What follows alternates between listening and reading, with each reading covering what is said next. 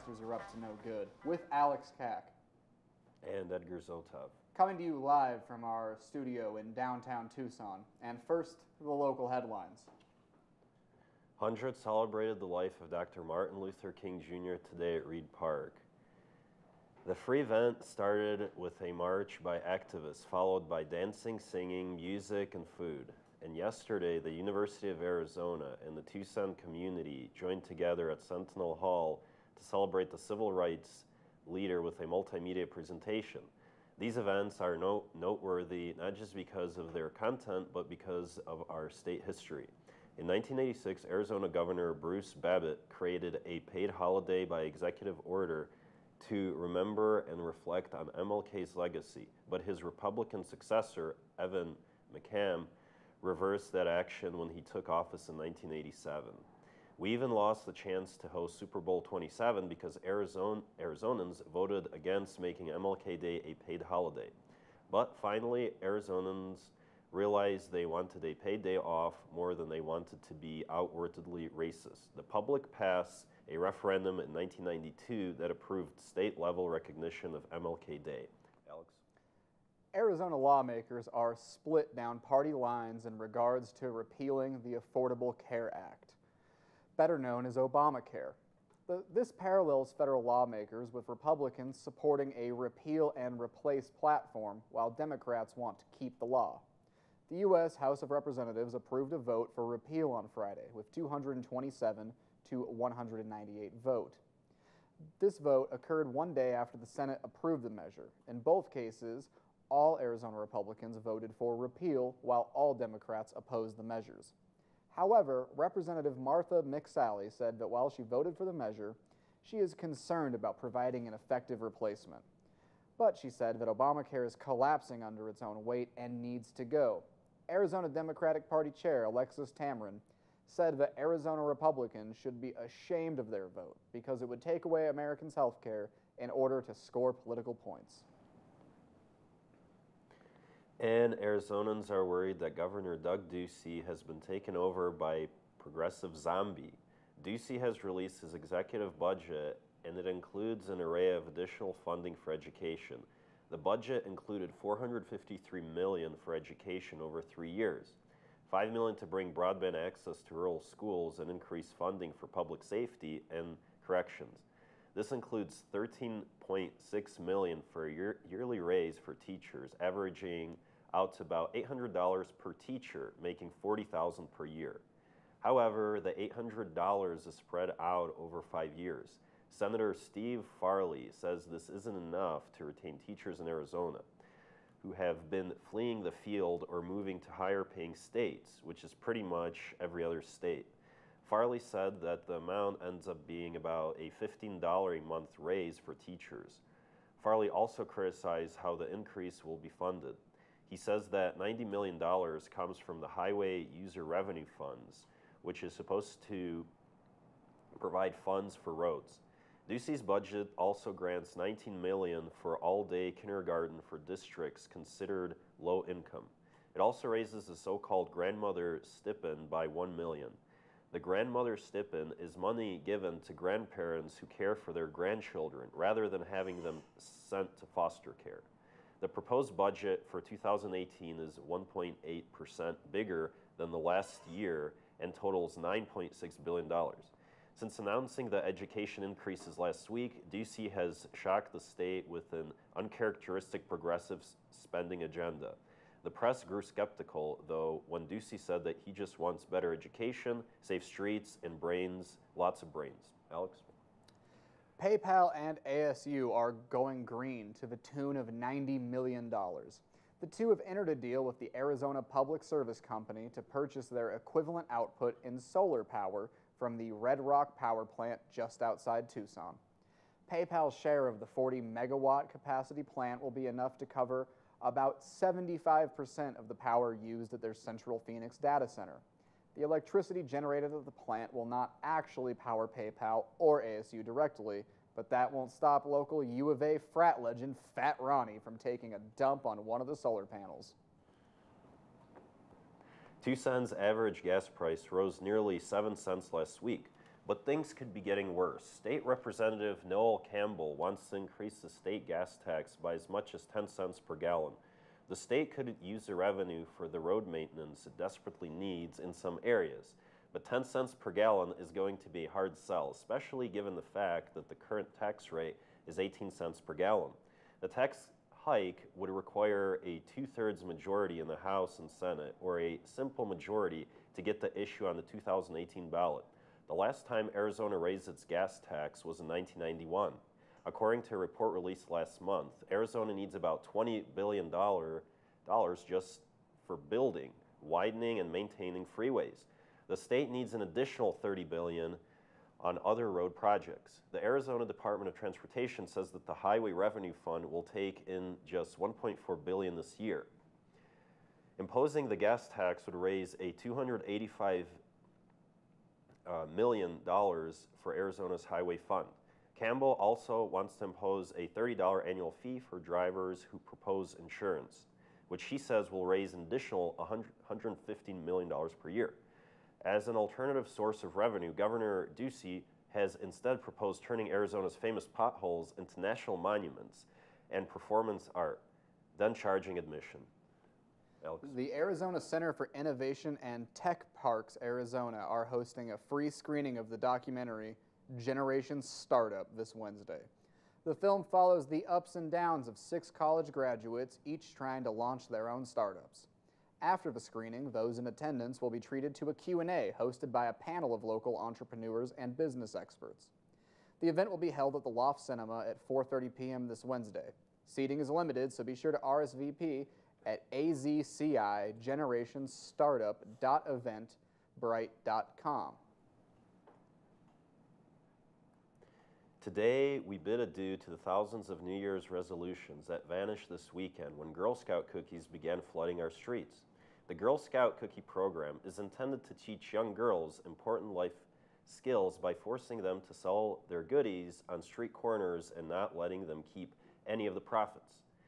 Anyway, you better finish that box of Thin Mints before your wife sees. We here at 5 on 20 suggest cigarettes to cover up your cookie breath. Alex. And now in national and international news, the guest list for Trump's inauguration isn't just light on celebrities, it's also light on elected officials. So far, over 20 House Democrats have announced that they will not be attending the inauguration this Friday. This list includes Southern Arizona's own Representative Raul Grijalva and civil rights icon John Lewis, the latest victim of Trump's Twitter rage. In fact, many representatives are citing these Trump tweets where he blamed Lewis for the crime-infested inner cities in his district as the reason they are skipping the event. This, coupled with the announcement that Toby Keith, and I'm serious, 3 doors down, will be playing the inauguration, was enough to inspire these representatives to find something better to do this Friday. Turns out, if you're a dick to everybody and then listen to shitty music, nobody wants to come to your party. Speaking of Donald Trump, there's another chubby-faced psychopath who also inherited his wealth and influence from his father, who wants to make sure the world doesn't forget about him. Kim Jong-un claims North Korea could launch an intercontinental ballistic missile at any time. This comes just weeks before Kim Jong-un's New Year's message, where he announced his country was close to testing such a missile. So these claims are questionable at best. Let's not forget this is the same country that claimed to have discovered a unicorn layer in 2012. The missile in question would be capable of delivering a nuclear weapon to the U.S. mainland, or more accurately, toward the U.S. mainland before being shot out of the sky. North Korea's impotent threat is intended to make the international community rethink some of the sanctions placed on North Korea, like the sanctions that were supposed to prevent them from developing nuclear weapons in the first place. Don't try hard to track North Korean logic. Have I mentioned the unicorn layer, Alex? The richest people in the world are gathering in Davos, Switzerland. Heads of state as well as other prominent politicians and thinkers are there for this year's World Economic Forum. They'll join the diverse group of mostly American white dudes. This assortment of monarchs and billionaires will spend a week discussing the major challenges facing our planet and coming up with potential solutions. Because who knows hard times like monarchs and billionaires? This is definitely not an excuse for rich people to get drunk and then go skiing in Switzerland. Donald Trump is planning a trip to Reykjavik for a meeting with his best friend in the whole wide world, Vladimir Putin. Trump is hoping to ease mounting tensions between Russia and the Western world. Many are already comparing this potential meeting to the Reykjavik summit of 1986, when our last idiot TV star president met with Mikhail Gorbachev. That meeting led to the Intermediate Range Nuclear Forces Treaty. This meeting will probably lead to Trump trading Alaska for whatever dirt Putin has on him. Stay hydrated, Icelandic prostitutes. Trump may be requiring your service. To prepare for the visit, hotels in Reykjavik will cover their furniture with protective plastic wrap. After over 130 years of beating animals for human amusement, the Ringling Brothers Circus will be hanging up their whips for good this year. The Ringling Brothers was a family-run operation from 1884 to 1967 when it was sold to Feld Entertainment. CEO Kenneth Feld points to the high operating costs and declining ticket sales as the reason for shutting down the circus. Over the past century, interest in circus performances have fallen as interest in basic decency has risen. In 2011, Feld Entertainment was hit with a $270,000 fine for alleged violations of the Animal Welfare Act. Continued pressure from animal rights groups led to the Ringling Brothers to pull elephants from the show last year, leading to a significant downturn in ticket sales. The circus will run 30 more shows across the country before shutting down for good in May. Some of Trump's most vile behavior has influenced some of the more impersonable members of the Republican Party. Christopher Von Kayserling, a member of the Greenwich Representative Town Meeting Board in Connecticut, has been charged with fourth-degree sexual assault. The alleged incident took place on December 8th. Following a discussion of the current political climate with a woman he was well acquainted with.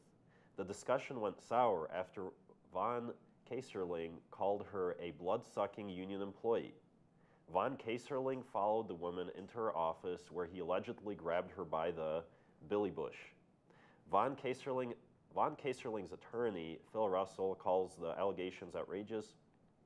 Von Kayserling playfully gave a lady who he knew for 30 years a pinch, is what the accusation is. And somehow everybody's wringing their hands and carrying on that as a crime. And it just isn't. Russell apparently went to law school in one of those locker rooms I've heard so much about. This allegedly isn't the first time Von Kayserling has gotten handsy with his coworkers, but it is the first time he'll face charges for sexual assault. Alex? Today marks Martin Luther King Jr. Day, or if you live in Biloxi, Mississippi, Great Americans Day. The city came under fire when the city's social media pages posted a message reading that, quote, municipal offices will be closed on Monday in observance of Great Americans Day, a state-named holiday. The messages have since been deleted, but not before those PC crazy liberals pointed out that even for Mississippi, this is really racist. Biloxi established the cringe-inducing policy back in 1985. It states that the third Monday in January would honor, quote, Dr. Martin Luther King, as well as other great Americans who made important contributions to the birth, growth, and evolution of this country. Biloxi officials denied charges of racism, claiming that the city sees no color, which explains why Biloxi residents are cool just swimming in beaches the color of raw sewage. City officials met this morning to discuss whether they would continue to use the name Great Americans Day. As of yet, no decision has been made. Officials did decide to change the month of February to Terrific American History Month. And it looks like Donald Trump is getting into the seasonal tradition of being racist on MLK Day. Trump decided not to visit the Smithsonian Museum of African American History and Culture today. His aides claim that the visit was not fully planned out due to scheduling issues. as Trump had a busy day of thinking of zingers to tweet about Alec Baldwin and criticizing the new season of The Apprentice. Trump says that he will visit the museum sometime after he assumes office, probably on a rainy Saturday when he's bored. The announcement of Trump's visit came on the same day when Trump caught fire for accusing Representative John Lewis of falsely complaining about the election. Trump accused Lewis of being big on talk but short on results. He seemed to be unaware that Lewis is one of the last remaining members of the original civil rights movement, who walked alongside Martin Luther King Jr. in Selma. While this was happening, a 21-year-old Donald Trump was getting a hand job in the laundry room of his father's country club. Alex? The Trump administration denies that it is considering a role that would limit journalists' access to the White House. The proposal was first reported by Esquire magazine, which quoted 3 senior officials as saying that members of the press would no longer be able to gather in the White House press room. However, Trump's chief of staff, Reince Priebus, says that they are moving the press room to another space in order to accommodate more people. However, on Meet the Press, host Chuck Todd asked Priebus if the move would result in some media members being evicted from the space. Priebus replied that it hasn't yet been determined. This came on the same day that Trump's press secretary, Sean Spicer, announced that the Trump administration seeks to expand access to presidential briefings. The administration wants to include radio hosts and bloggers, which tend to be more favorable towards Trump. If the ruling goes through, then the biggest winner will certainly be Breitbart News, whose former editor-in-chief, Steve Bannon, is Trump's incoming chief strategist. The Associated Press reported that Breitbart was the only media publication given a reservation at Trump's news conference last Wednesday. The conference devolved into chaos when Trump accused a reporter from CNN of being fake news. In addition to Breitbart, the Trump administration is providing access to the Trump News Network, Trump Today, I Love Trump Media, and TrumpIsOurNewGod.com. At least 26 are dead in a Brazilian prison riot lasting for 14 hours. The riot erupted Saturday night in Brazil's Alcatraz prison between rival gang members' house and separate wings. Prisoners cut off the electricity and one inmate temporarily escaped, but was later captured. This marks the 3rd deadly riot in Brazil this year, including one less than a month ago where almost 100 people died. Much of the problem comes from Brazil's overcrowded prisons, which are mostly run by the country's criminal gangs. The Alcatraz prison is meant to hold 620 inmates, but now holds over 1,000 inmates living in substandard conditions. Alex? Diplomats met in Paris on Sunday to discuss issues of settlement expansion by Israel into Palestinian land. 70 diplomats from different countries signed a statement calling for Israel and Palestine to recommit to a 2-state solution. The statement was timed to coincide with the inauguration this weekend to send a message to the Trump administration. Trump has consistently said that he supports Israel with no reservations and supports moving the U.S. consulate to the contested city of Jerusalem. The statement included signatures from many Arab countries, along with the Islamic Council and the Arab League. Now, this is unique because Arab countries have typically held a pro-Palestinian, anti-Israel position on the issue. With their inclusion, it looks as though the Arab world might be willing to unite over a 2-state solution, if only to oppose Trump, which frankly is fine too. While this sounds like welcome news, it's worth mentioning that neither Israel nor Palestine actually attended the meetings. So it's kind of like having an intervention for your Uncle Larry while he's out getting wasted at the bar. This was Alex Kack. And Edgar Zotov. For 5 on 20 News. Next up, Sean sees dead people.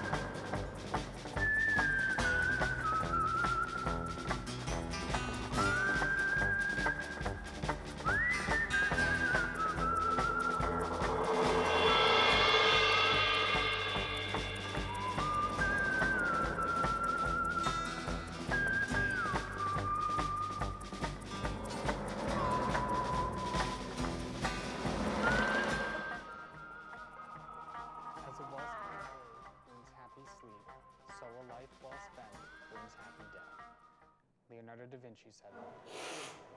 The following men died today in history. They could also sculpt and paint. These stories are filled with doom and gloom, with cheerfulness. They ain't. Let's go. On this day in 1901, Swiss symbolist painter Arnold Böcklin died at the age of 73, most likely from stroke-related health problems. Here's an art history lesson. Symbolism was a late 19th century art movement of French, Russian, and Belgian origin in poetry and other arts. Symbolism in painting is characterized by mythological and dreamlike imagery. The symbols used by symbolism are not the familiar emblems of mainstream iconography, but intensely personal and private, obscure and ambiguous references. More a philosophy than an actual style of art. Symbolism in painting is influenced by contemporary Art Nouveau style. But I want to talk specifically about one of Böcklin's best-known paintings titled Isle of the Dead. There are many renditions of the ubiquitous painting of a strange island where strange things are occurring. Russian-American Lolita author Vladimir Nabokov alludes to the pervasiveness of the painting in his earlier novel Despair. He states that the painting could be found in every home in Berlin. Isle of the Dead depicts an isolated, rocky island in the middle of an endless expanse of dark water. A little rowboat is arriving at the island with a man at the oars, and another figure at the bow dressed in all white. There also looks to be a coffin in the boat. The island has several dark trees, which could be seen as cypress trees, also associated with cemeteries. Little doors and windows line the islands encompassing rock walls. Many observers have interpreted the oarsmen as a representation of the boatman Charon, who ferried souls to the underworld in Greek mythology.